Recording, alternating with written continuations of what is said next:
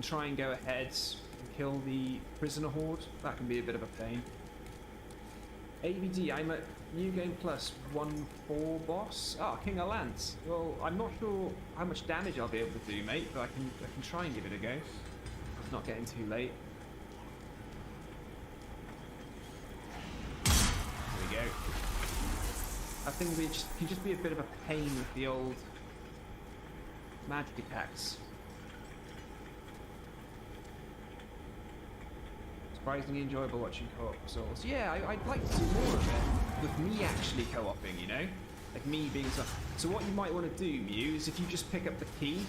The key is like the very first item.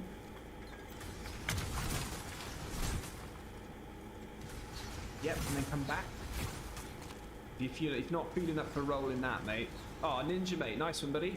Thanks for all your help tonight, mate. It's good to see you again. Right then, if we head back, we can take a slightly... It's funny because in my level skip video, people didn't know you could do this. I thought it was more likely that people didn't know you could actually roll a bridge. So if we go all the way back up the way we came to about here, I think? Yeah. You want to open one of these corridors here with that key you just got. And if you want, I'll run on ahead, because there's some douchey mind players that like to get the drop on you. Oh, look at that. That was just creepy. Right, be careful now, because there's another one in here. There you go. And then you should have the key for this gate as well. Then you can go either way down the stairs. And we're behind the ballista. So now you can just deactivate it nice and easy. You don't have to try and roll through all of the volleys of arrows. So just come around this way. Oh, you might have to... Sorry. Oh my god, corridors are the worst. There you go, you go first.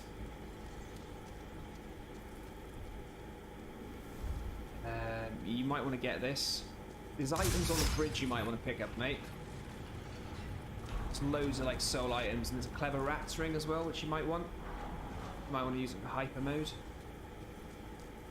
We may as well run up here. You need to kill this guy, and then you need the Sage Frake key.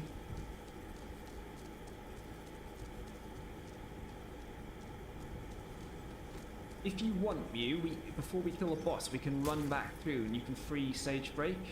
Might just be easier to do now. It'll take a couple of extra minutes, but we just run back. We haven't got any enemies to worry about. And you can get him free. I don't know if it's going to be worth it. If you want to do magic and stuff like that and get some decent spells. I think he sells Soul Ray and something else.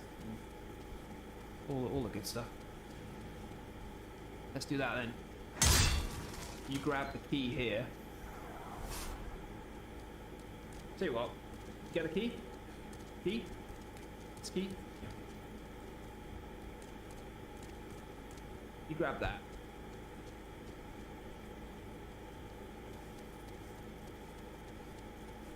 Don't know if you've done this before. If you want, just run back down the stairs. Run all the way along this pathway and go back down the stairs. But you can drop off. There's a little shortcut. There is a Black Phantom down here, though. So here, if you're confident enough for it, you can just walk onto that ledge very slowly, or just run all the way around. I'll take care of this dude. This lady. Oh, she's got me good there. What is going on? Here you go.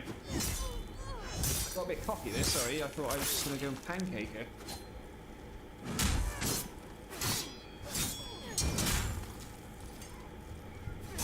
There we go. Right, with her out of the way, you quickly, we run back, just super quick, super duper quick. If we die against the boss, we'll have to run back through anyway, but I'm just thinking, you might, if you've had enough of the Tower of Latria, mate, like, sorry, Prison of Hope, then you might not want to come back. I mean, there are some sort of little secret items that hanging around off the edges of these bridges and stuff, but I don't know, there's a mercury rapier up there and things like that. I don't know if you want any of that, but what's important, say, is Frake and Lord Rydell if you're going to go after him. Yeah, sorry mate, we're running on a bit fast. But up in this stairwell somewhere, I think it's when you go up one more again. If you... Oh, and again. We come up this way, but go... Sorry, I've gone too far, I think. Sorry, mate. Honestly, the place even still confuses me. This way. Nope. That doesn't lead to freight, does it?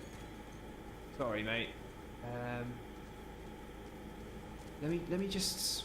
It might be back... I think it might be all the way back up here, sorry. The place still confuses me. Yeah, here we go. So through here... What do we got? There he is. Just chat to him a few times. And then you'll know... Don't worry about that floating thing of magic. Doesn't really do anything. Won't have to do anything at all. There you go. He'll be back at the Nexus now. So if you want to start looking at your, like, some sort of spell build, you want to start throwing some magic around, he'll help you out. He's got some good uns. I think there's a trophy as well. I don't even know if there's a trophy for saving NPCs. I'm not sure. Maybe not. Right, bossy McBoss face. Let's do it. Let's bloody have it. I feel like a fool for not getting the Allies ring, and I also feel like a fool for not having any pine resin. Pine resin would melt it. So mate, with this boss, right, if you don't know it, there's lots of... Oh, I put the bow away, damn it. There's lots of fake versions of her. You can get a silver, I think it's a silver trophy if you only ever hit the real version, but the big thing about this, mate, and I'm going to embarrass myself saying this because I'm definitely going to do it, try not to stand on the green traps on the ground. They paralyze you and then she's just going to rinse us with magic. Whoa, the body didn't disappear, that's so cool. Ah, couldn't loot it. Whoa.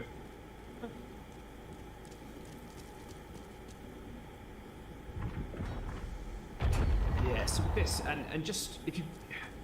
We might be able to do a good bit of damage to it early on. If we can, we'll see what happens. I'm so glad you're playing this cutscene, mate. Oh, no. You shut it down straight away. So basically, mate, if you only hit the real her...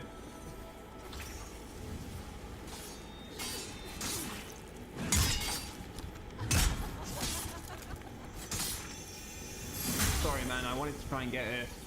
The way you know it's the real her is because she won't have a health bar. Only the bosses. If you want, I can try and go and find her and then just try and beat her for you. It doesn't matter. You die. There, it's this one, it's this one. Let me know if you get the trophy, mate. Did you hit another one? The ballista trophy was annoying. Brian, mate, on most of my streams I roll the ballista, man. You just got to do it. You just got to get on with it. But yeah, when you first do it. Mew, did you manage to get a trophy for that if you didn't hit any of the fake ones? I don't think I saw you hit any fake ones. Yeah! Kaboom! I think it's a difficult trophy to get. That one I always find. Nice one, mate. Oh yeah, I've got nice shiny pure white character tendency. I don't want to be invading people. Right then, guys. I think I'm going to have to call the stream this. Very late my end. I got work tomorrow. Busy week of work. But we will stream in the week. We will stream in the week at some point. Awesome. Oh.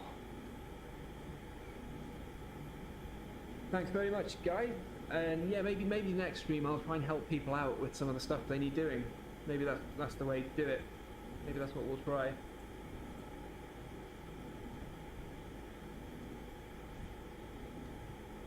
Appreciate the help. No problem, buddy. More than welcome. Thanks very much tonight, guys. You've been amazing. Nice one, Eco Terrorist. You didn't say much, but maybe we'll chat more on the next stream or something. But you don't have to say anything if you don't want, mate. And thank you very much to my main man, Evan McCaffrey. The guy is keeping my channel, almost single-handedly keeping my channel going. He's a legend, absolute legend. Thanks for the donation, Kev. Nice one, guys. See you in the next one.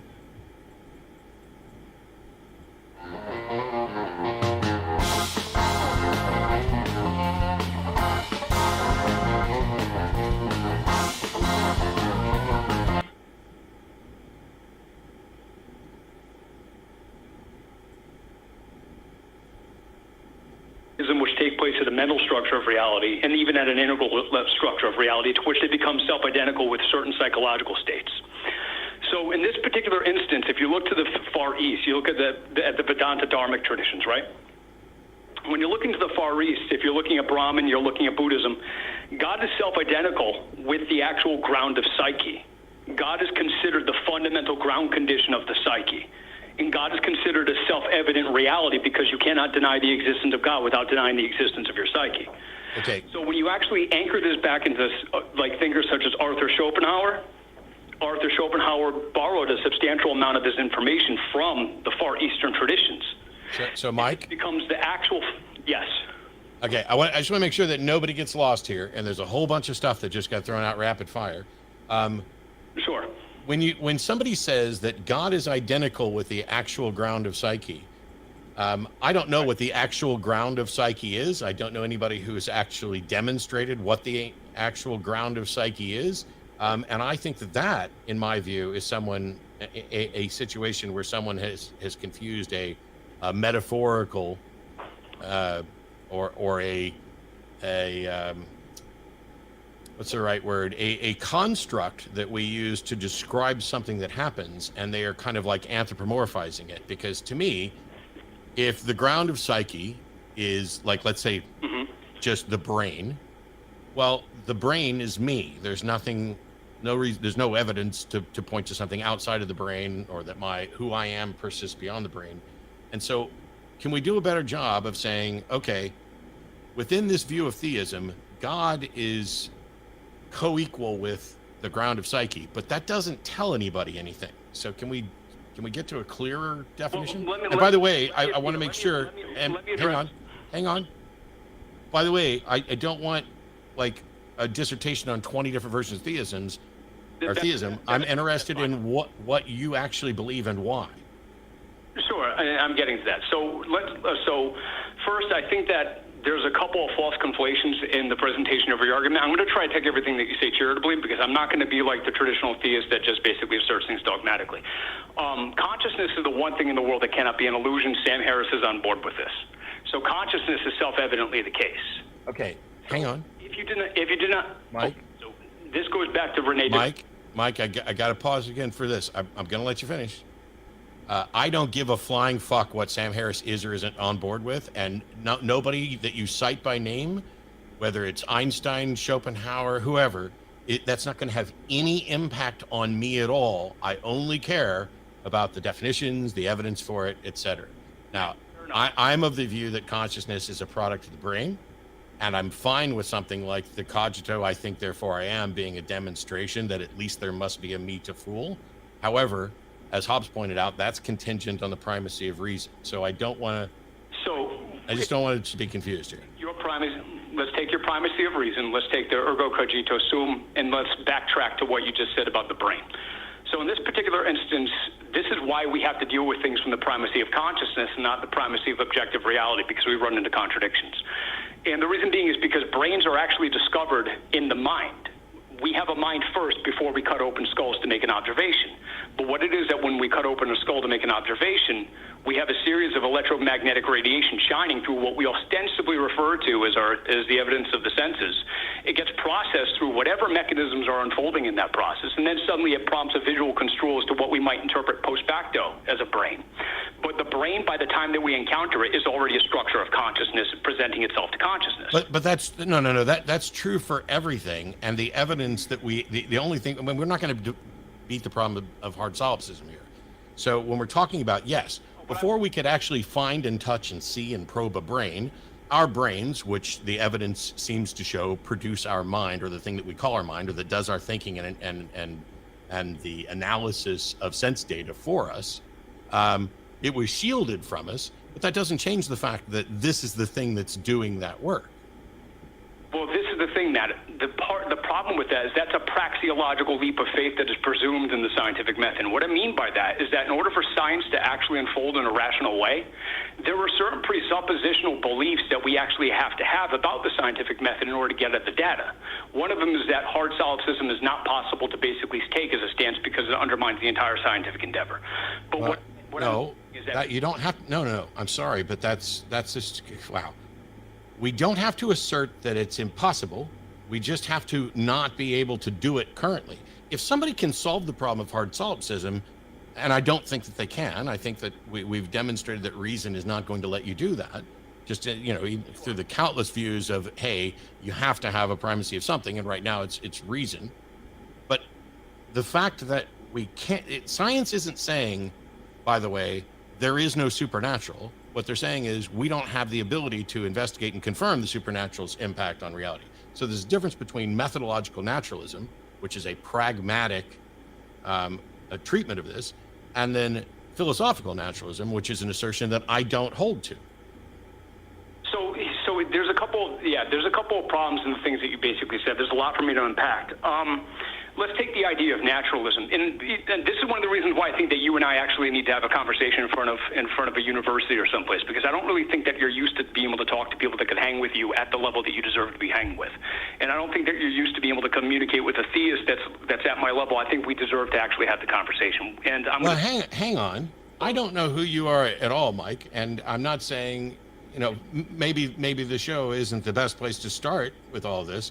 But considering I've had some debates with some pretty heavy hitters within theism, we've done that, and they haven't really made any progress on this. So instead of us bouncing all around to naturalism and 20 other topics, let me answer the question. Let me answer the question, and why naturalism itself presupposes God. It's presupposed. No, sir. Naturalism. Are you talking about philosophical naturalism or methodological naturalism? I'm talking about scientific naturalism. Let me explain. No. That's not what I asked. Philosophical and scientific naturalism are virtually the same thing. Yes. No, they're not the same thing. It is the difference between saying we are going to begin scientific. No. It's the difference between asserting that someone is innocent and not being convinced they're guilty. Science, as a methodology, says, hey, we don't currently have any way to detect whether or not there's anything that is truly supernatural and whether or not it can interact with the world. We have no way to demonstrate that the supernatural exists or that it can manifest in any detectable way in the world. Philosophical naturalism asserts that the natural world is all that exists. Those are two different things. One is the assertion of innocence, and the other one is saying, hey, I don't have enough reason to conclude that you're guilty. Okay. That's different. Philosophical naturalism, as you defined it, would contradict itself. Let's deal with scientific naturalism in this particular instance. Okay, scientific naturalism is no one has made, the case has not been made for the supernatural, and so therefore we don't get to appeal to it. I'm about to make the case for the supernatural. Good, let's do it. So scientific naturalism, let me make two different arguments, because once these are understood, it becomes pretty apparent that we're forced into a situation. How about you make one argument first and we address that? Because right now we're going on and we're getting nowhere. There's 6 other callers waiting and there's thousands of people watching. I'm going to make an argument to the theory of everything. So science endeavors to produce a theory of everything. And in order for science to actually achieve a theory of everything, there needs to be a one-to-one correspondence between the description it provides and the object it describes.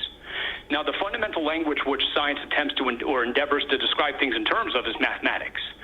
So if science is actually to be describing the ultimate object of reality, the ultimate object of reality must also be a mathematical reality to one-to-one correspondence, which basically means the a priori presuppositions of science in attempting to describe anything mathematically must basically be describing another mathematical mind with a one-to-one correspondence.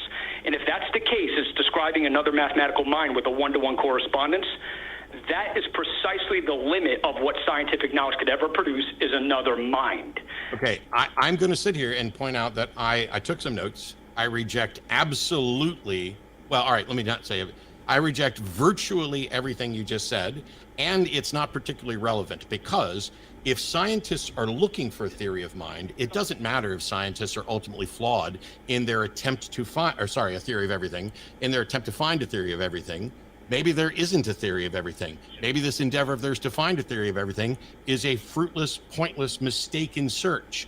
But it's irrelevant to whether or not philosophical naturalism presuppose. I swear, I let you talk. Could I address the issue that I have with what you said about my position? Because it's not. No, because I'm not done fucking talking yet. Have you learned that? Give me some space to finish what I'm saying, and then I'd let you talk. Okay, go ahead. Your case here is about a theory of everything. A, we don't currently have a theory of everything. B, it may be a mistake for people to be seeking a theory of everything. C, I don't think that your description of what a theory of everything would necessarily require as a one-to-one correspondence is in fact what people are searching for. And since we haven't found it yet, it's still irrelevant. I don't give a rip about a theory of everything until it's actually a theory that has been demonstrated, tested, sent for peer review, and everything. And this is when we start looking at it as if it's a model. Your objection here is essentially scientists are doing something that I don't think they're going to be able to do. Well, okay. I'm not convinced they can do it either. I don't even view string theory as science. You're attacking an argument I don't have. Because I got 50% of the way through it when there was a red herring introduced and dragged me off what I was attempting to say. The red herring was a theory of everything because it doesn't exist. And therefore, if you start with a theory of everything, you are starting with something that isn't science in your attempt to criticize science. Excuse me, Matt, that's the position that I didn't say it existed. I'm talking about a position that PhD physicist Max Tegmark formulated. It's his argument. Okay. Let me explain to you. No, I'm done. His position. I'm not trying. I'm done. I'm done wasting the audience's time on this. Put together an email. Let's have a conversation. I don't care who you can point to that cites anything. There isn't currently a theory of everything. And if and the fact that some scientists are pursuing something does not mean that there's a fundamental problem with science. It may be that there's a fundamental problem with their model, which hasn't been demonstrated yet because we've neither established nor debunked this theory of everything. You've started off with something that is irrelevant. That's not even the argument I'm saying. Please let me say my argument. Then you wasted your one and only opportunity to get an argument out by starting with something that's irrelevant. Let's try it again some other time, but I'm done wasting time on this today. What I was attempting to say is that if it's not a... I don't know what's so difficult about I'm done with this today. Yeah, I mean, if anything, there might be something to his point at the beginning of the call that, this format is maybe not sufficient always for getting to the truth of the matter about some of these issues. That may well be, but it definitely doesn't help when I mean, what he was talking about by the end of that call was not at all related to the claims about God being the mind from the beginning of the call. So if the format's not great, that may well be, but you're definitely not making it any better by trying to rattle off as much philosophical jargon as you can by the time you... I mean, I can summarize, I deleted the notes because I don't need to keep them, but I can summarize that, which is, hey, I think you're really cool, Matt, and I don't think you've had a good conversation with a really smart theist, but I'm a really smart theist, and Sam Harris agrees with this point that I made, and somebody else agrees with this point that I make. So let me point out how science actually presupposes the existence of God, and that philosophical naturalism, which I know you don't hold to, which is irrelevant to this, I mean, you just keep going and going and going. Try decaf, first of all, and try learning that in this, if we're going to have these conversations, we need to go point by point. And if you say, okay, let me present my argument, and you start by talking about a theory of everything, you've already lost because there is no theory of everything. You might as well, you could have made the same argument that you made about the theory of everything against like a Lamarckian version or phrenology. At some point, scientists might have been looking into phrenology to see if it maps to something, and there might be a fundamental flaw there. The fact that some scientists want to reach something is separate from whether or not there's a problem with science. But Sure, yeah. On that note, maybe Mike and I can have a great conversation some other time in some other format. But, I mean, that was like a gish gallop of irrelevancy for a while there. Yeah, I kind of felt like when you watch a toddler run around really fast, and you get kind of tired just by watching them. That's how I felt, but through listening, I was. Well, we got Robin in Washington, D.C., pronouns are he, him, who says that neutrality to belief in God is not possible logically. Well, I don't. How is it impossible logically, Robin, for someone to be neutral on the position of whether or not they're convinced there's a God? I'm not convinced there's a God, but that doesn't mean that I'm convinced there's not a God. Where am I logically wrong?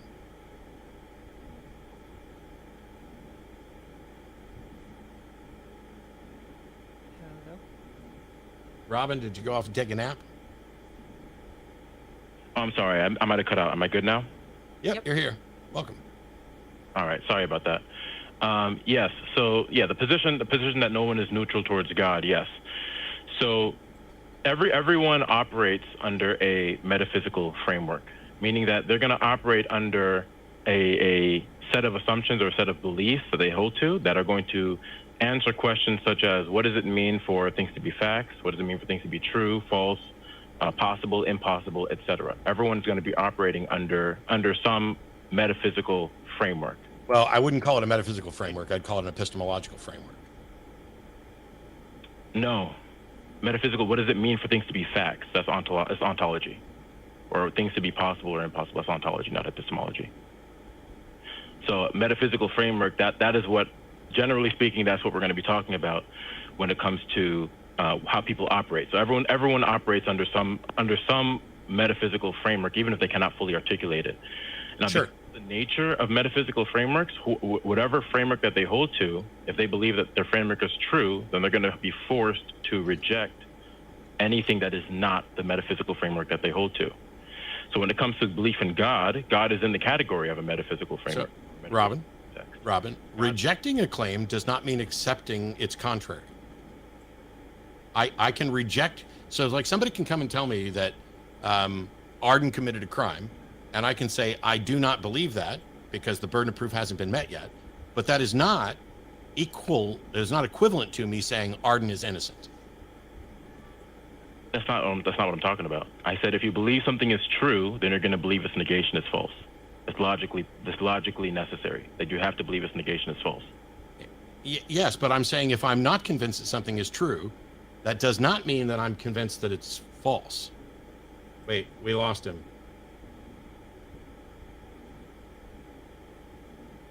Oh.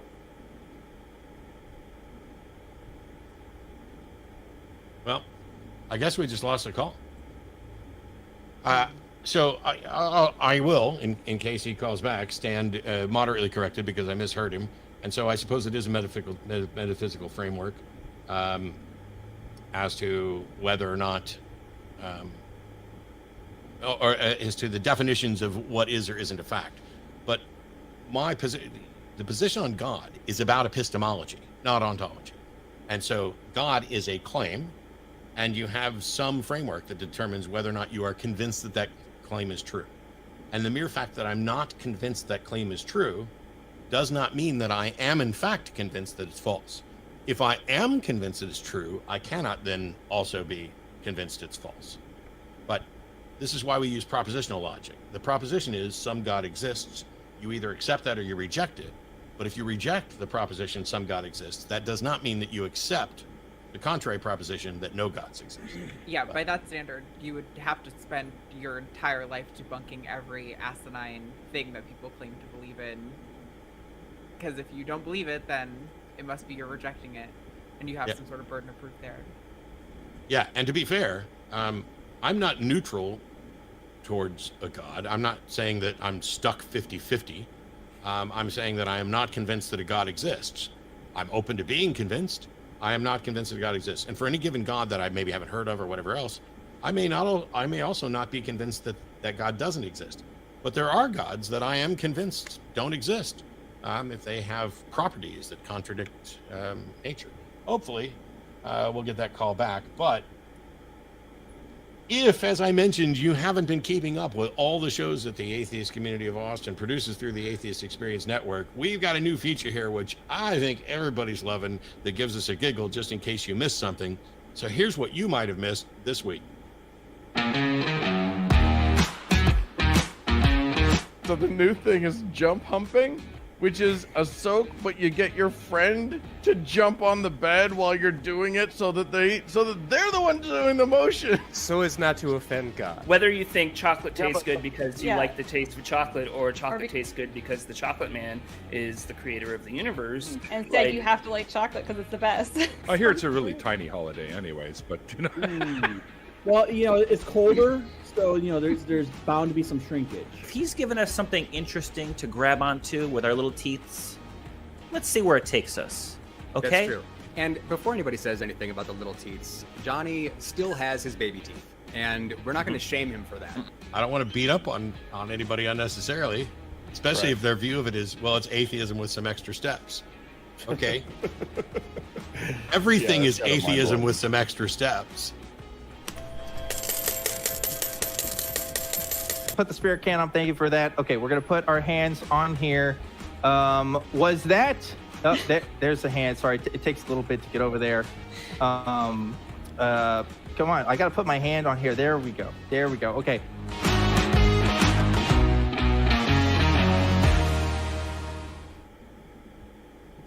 Amazing. I love jump humping. That's a new thing I'm gonna talk about all the time. It's impeccable to me that people think they can trick God. Like, we're not actually fucking, but we're almost like, wow. Yeah. Right. It's really strange, but I'm happy to say that Robin's back with us. So we did our promo, Robin. I don't know what you heard while you were gone, but let's try this again. Yes. So in propositional logic, there's a proposition, some God exists. I can accept that proposition, which means that I am convinced that it's true or likely true. Or I can not accept that proposition, which means that I am not convinced it's true. But if I don't accept it, that does not mean that I accept the proposition that no gods exist. Are we at least in agreement there?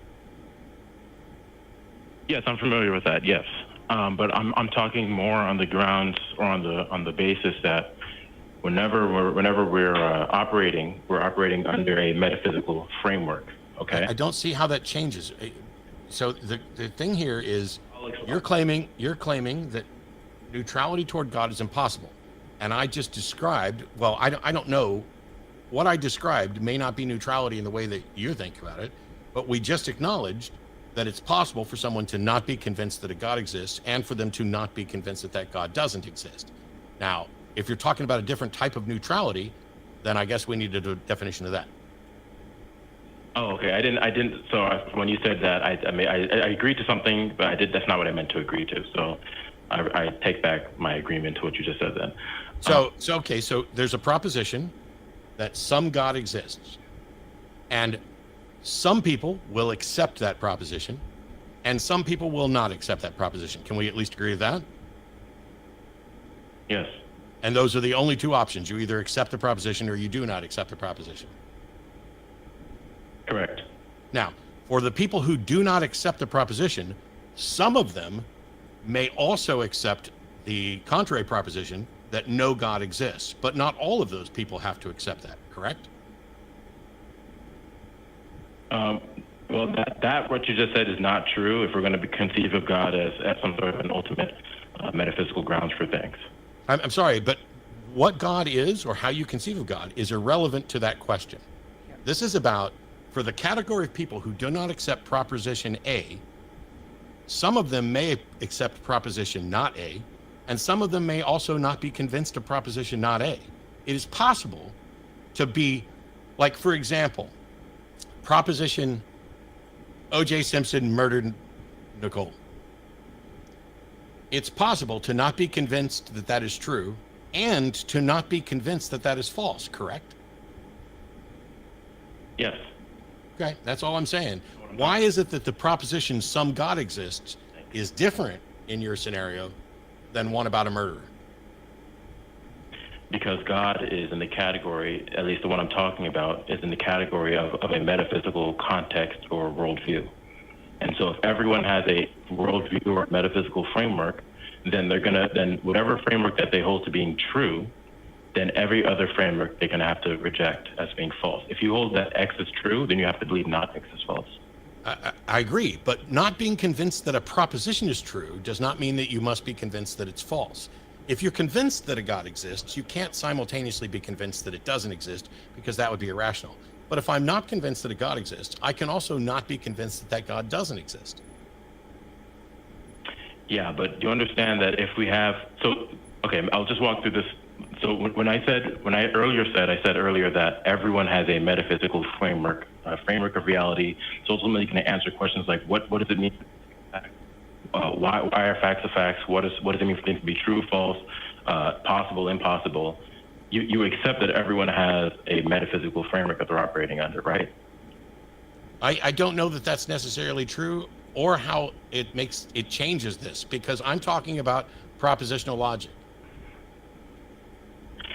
I know that, but so there are certain things that we can be neutral about, and there are certain things that we cannot be neutral about. What I'm trying to explain is that the things that we cannot be neutral about are things such as all-encompassing worldviews. Okay, I don't agree that that is possible. I am not convinced that your metaphysical assertion is true. I'm also not convinced that it's false. You need to make the case for one or the other. Okay.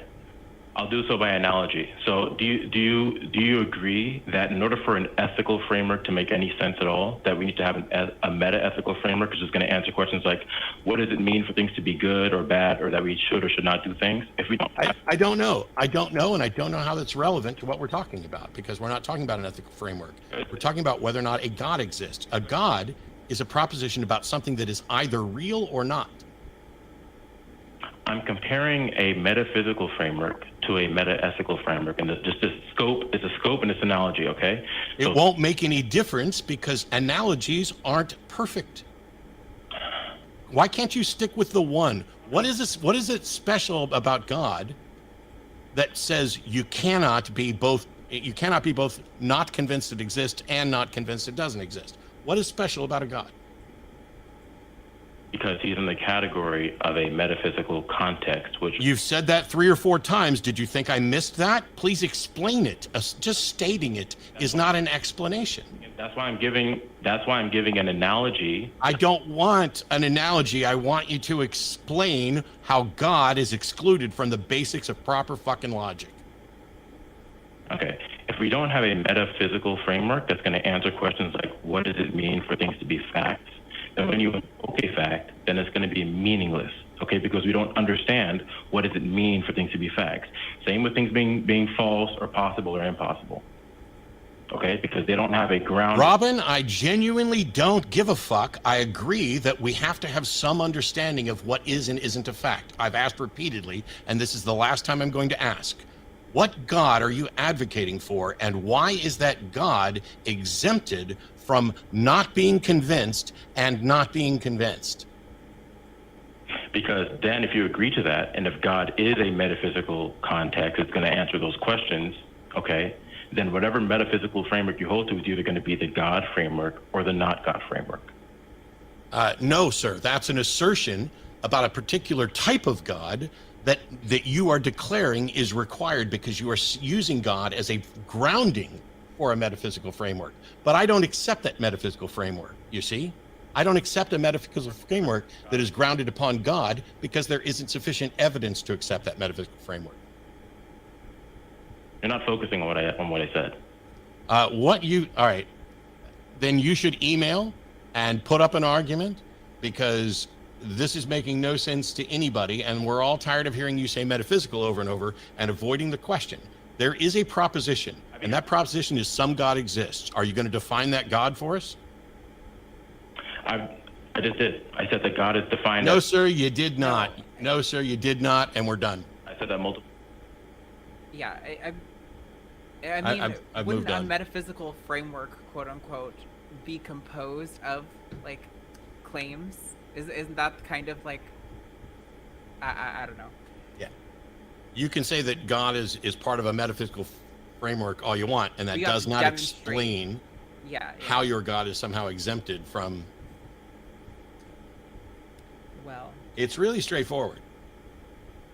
And the easy way that we know that Robin's wrong is that it's entirely possible for a human being to not understand something and therefore to not be convinced either way. That is simply just a fact.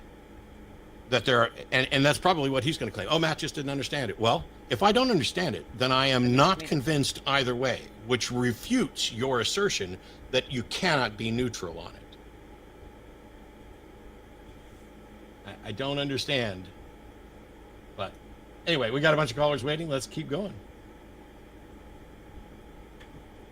Stephen in Washington has a question about church power and belief in God. So welcome, Stephen.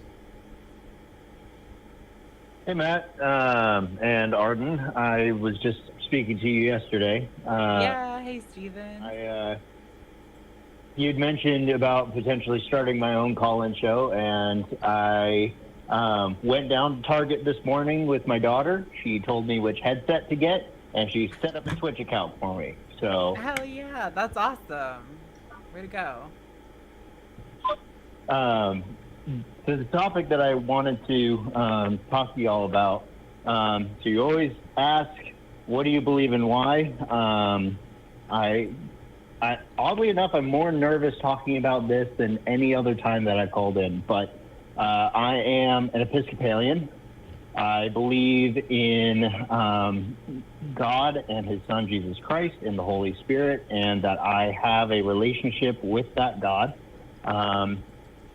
I believe that truth is determined through communal determinations, and that every person has their own truth, and that then communicating to you is a way for you to arrive at your own truth. Like, atheists might not be 100% correct, but their perspective is key to understanding God as a whole. Well, I'm going to jump in for a second, and then I'm going to let Arden and go on with this, because I absolutely, unequivocally, repeatedly reject the notion that each person has their own individual truth. Each person may have their own opinions about what is or isn't true, but truth doesn't give a shit for anybody's opinion. Something is either true or it's not, independent of what any person thinks. Yeah, I would love to ask you, Stephen. Like, I hear this kind of concept of like my truth a lot, and I'm totally gonna straight up steal this from like Anthony Magdabosco, right? But if I have like a jar of gumballs in my hand, and like it's either even or it's odd, right? There's no like, if you say, well, it's odd and that's my truth, that doesn't mean anything. Like, there's a truth to how many gumballs are in that jar, correct? Sure. And so if you're looking at, using your example, if you're looking at a gumball jar, there's a number of different ways that you could arrive at the correct answer of how many gumballs are in fact in that jar. Measurement would be probably the most precise, but I think that when we're talking about issues of like the best way to live one's life, that communal determinations between various disparate belief groups and just individuals throughout the world, that's the best way to come to an answer on those types of questions. Well, I don't know that it necessarily is, because I think there's, like, we can learn facts of the matter about what kind of things are good for. I mean, you're saying communal truths, and I'm not even entirely sure what that means. But if I were to assume, like, it kind of sounds like you're saying, oh, like in a community of believers, like their truth is what's good for them, and that might be like a belief in God or something. But if what's actually helping them is like demonstrably like the community aspect, that's not the belief in God that's helpful there, you know? So can you maybe it would be helpful if you explained to me what you mean by what was the term you used? Communal? Yeah, I'd love an example of what you think is a communal truth and how you can tell that it's true. Okay. So community is a really big deal, especially in my church specifically, but the Episcopalian Church as a whole focuses on building community. Not that other churches don't, but it's something that we kind of centralize around. And as far as like what a communal truth would look like, I would say like so something.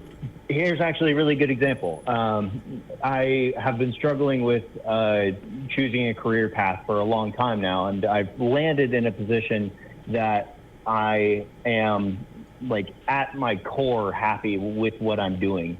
And you know, I took perspectives from everybody around me, everybody in my community, and each of them had something they believed was true about me and about what I should do with my life. And I took each of those truths and learned from them to arrive at what ended up being the best answer for me. Yeah, I wouldn't call what you're talking about their truth. Like, if you were to say, I was trying to figure out what career path would be best for me, and I asked the people in my life who I value what their perspective on my ideas was, that's not asking for like their truth. That's asking for their perspective on a specific issue regarding, you know, taking into account things they know about you. To me, that's not a truth. That's like an opinion or a suggestion or a recommendation. This definition of truth feels very loose and shaky. It's worse than that. It's worse than that, because what you just described was you asked a bunch of people what they thought about you, and you took their truths, which, did any of them disagree in their assessment of you? Absolutely. Yeah, which means that some of them might have been correct, and the ones that disagreed are wrong. And maybe none of them were correct. But also you asserted that after taking all this on board, you made a career path that you're happy with, but you also said that it was the best answer for you. But you don't know that.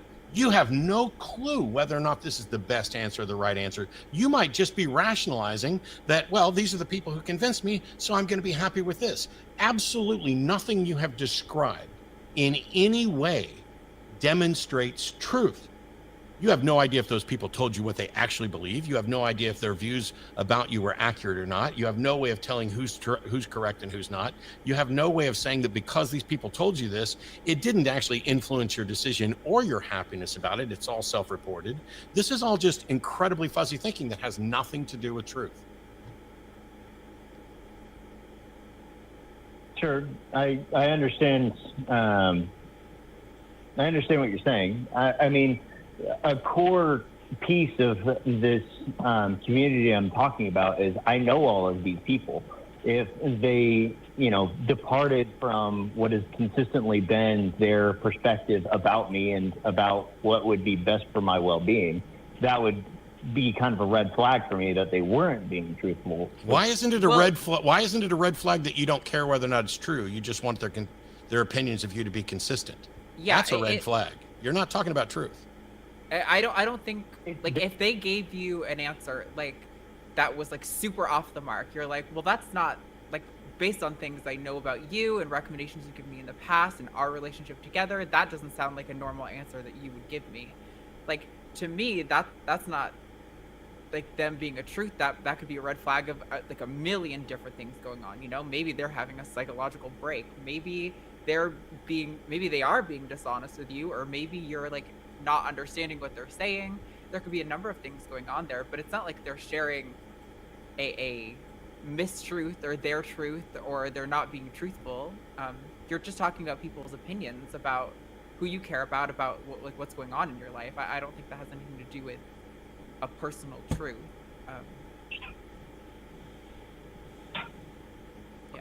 I don't. Maybe I'm not communicating this well. Like, there are definitive facts about me and about what, you know, people observe about my life. Those things are true. I don't know how that doesn't like. Well, okay, but if in fact there are facts about your life, how do you know what those facts are? And how do you know when somebody tells you what they think of you, whether or not it's consistent with the facts? Because if you're going to say that it's true because it's consistent with the facts, I agree with you. Truth is that which is consistent with the facts, but it has nothing to do with anybody's opinion.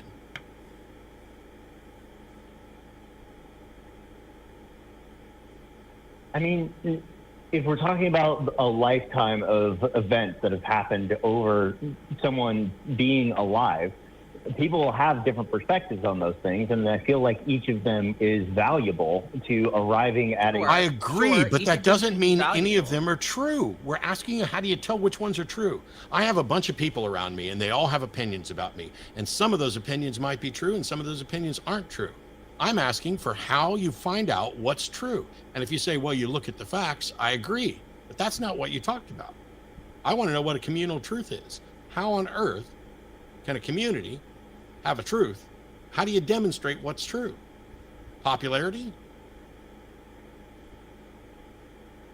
Look, Steven, I love you. I think you're great. I do think maybe it'll be worth like taking some time off and thinking about some of the questions we were asking you and how they make you feel and where you land and stuff.